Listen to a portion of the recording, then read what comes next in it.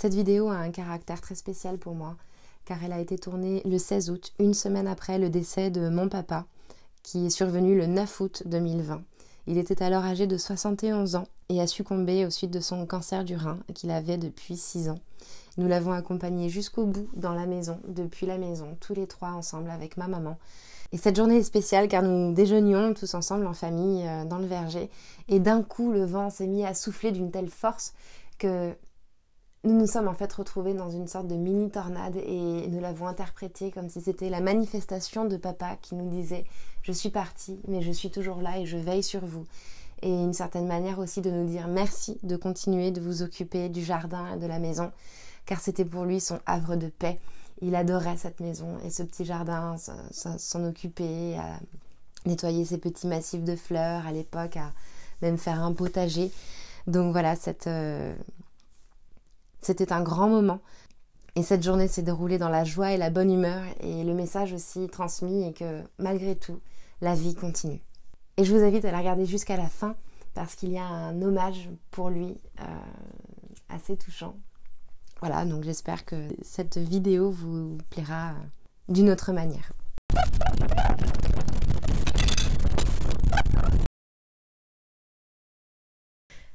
Alors, aujourd'hui, on va s'atteler à nettoyer le jardin parce que avant l'arrivée de l'automne, c'est important de pouvoir faire un beau jardin pour ne pas trop qu'il soit en friche et pour qu'à l'arrivée du printemps, ça soit plus facile de faire nos plantations, des fleurs, quelques légumes si on en a envie.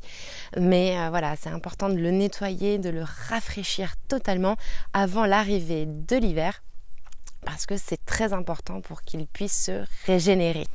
Et donc il y a plein de petites choses à faire, il faut tailler la charmille, il faut nettoyer la lavande, il faudra la couper également, mais ça sera un petit peu plus tard, plutôt au mois de septembre. Nettoyer tous les petits récifs massifs, nettoyer tous les petits massifs de fleurs, de toutes les mauvaises petites herbes pour qu'elles puissent s'aérer, respirer et d'autant plus grandir.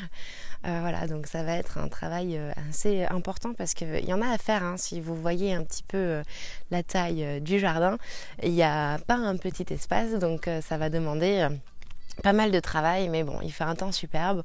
On va juste faire attention de ne pas prendre des coups de soleil. Et puis voilà, et puis avec un petit peu de chance même, on va ramasser quelques petits fruits parce que j'ai la chance d'avoir un verger chez mes parents rempli d'arbres fruitiers comme vous le voyez ici. Et donc là derrière moi, ici, il y a un mirabellier. J'ai déjà pu manger quelques tartes depuis qu'elles sont là. Regardez un peu comme elles sont belles. Voilà, la vraie Mirabelle de Lorraine et cette année on est vraiment vernis parce qu'il y en a vraiment eu beaucoup et elles sont toutes délicieuses. Donc voilà, on a également des quetchs, des prunes, des pommes, enfin tout ce qu'il y a de bon pour faire de bonnes tartes et des petites salades de fruits de saison. Voilà, donc on va se mettre au travail et puis j'ai hâte de vous montrer le résultat.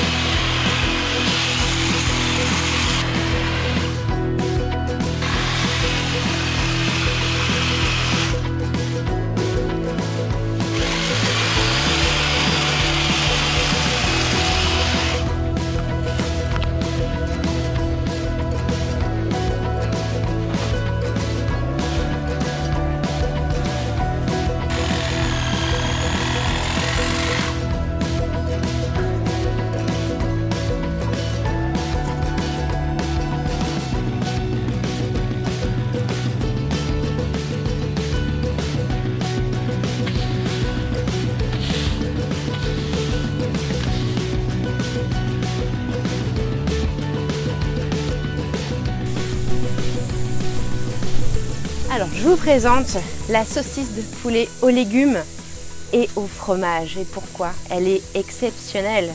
Parce que regardez ça. Regardez ça.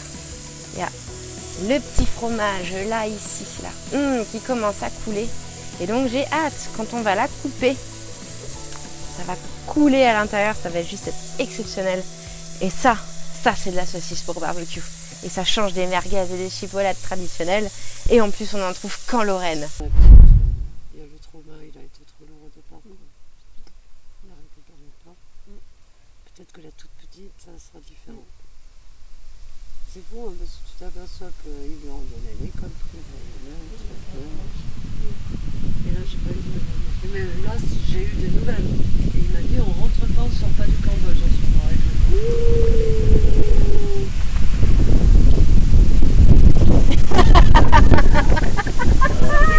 C'est le magicien d'Oz. C'est le magicien d'Oz, on va partir.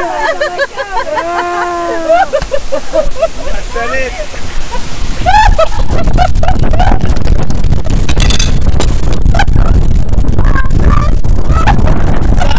C'est quoi ça?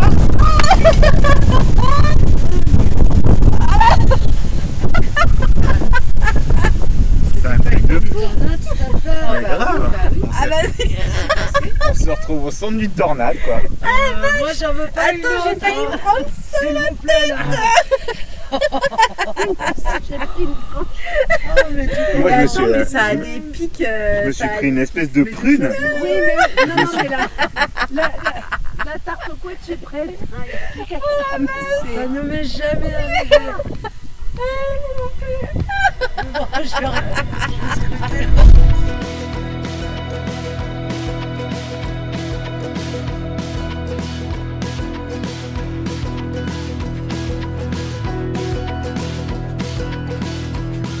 Je suis prête.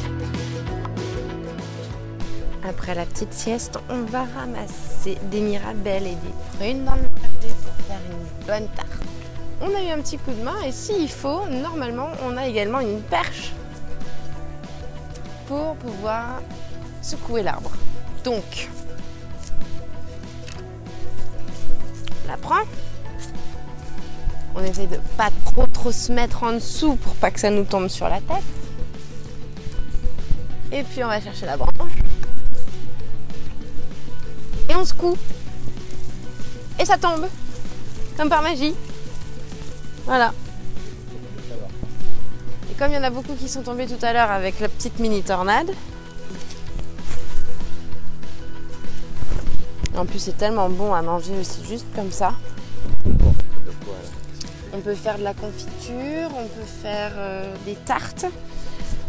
On peut peut-être faire du chutney de mirabelle, je sais pas, j'en ai jamais vu, mais ça pourrait très bien aller avec le foie gras. C'est ce que je me dis. Je me trompe peut-être, mais peut-être pas. Je pense qu'on peut faire autre chose aussi. Et après, ça c'est pour les grands amateurs, mais il y a la gnôle, la bonne mirabelle, évidemment, qui vous fait tourner la tête après avoir bu quelques petits verres. La fameuse gnôle de mirabelle. Ouais, ça, j'avoue, c'est plutôt pas mal. Mais bon, malheureusement, on n'a plus le droit d'en faire. C'est interdit maintenant dans le coin. Il n'y a plus qu'en Moselle qu'on a le droit de faire sa propre gnôle, mais maintenant il faut passer par les protocoles et machin. Enfin bref, on n'est plus libre de faire tout ce qu'on veut de toute façon maintenant. C'est top aussi ici. Bon. Bon bah pour les mirabelles c'est bon, on va passer au quatch.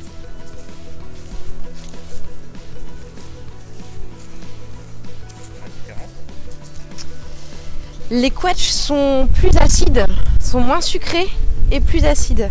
Et on trouve beaucoup plus de verre dans les quatchs, donc c'est plus compliqué de faire le tri parce que la plupart du temps elles sont toutes véreuses, donc à moins de les cuire et d'en faire de la confiture de quatch. Bon, ben, donc c'est un peu plus compliqué. Oh, quel tir pourri! Et alors ici, ce sont les 2 peupliers de cœur de la maison. C'est mon papa qui les a plantés quand j'étais petite. Donc ils ont mis 25 ans pour atteindre leur taille et je pense que leur taille est maximale. Et il y en a un donc, qui est plus grand que l'autre. Et maman me disait la dernière fois que le grand c'est papa et le petit c'est moi. Et c'est une chouette image parce que c'est vrai que j'ai toujours un peu voulu faire comme lui. Et voilà, c'est les peupliers du jardin qui ont été plantés il y a 20-25 ans.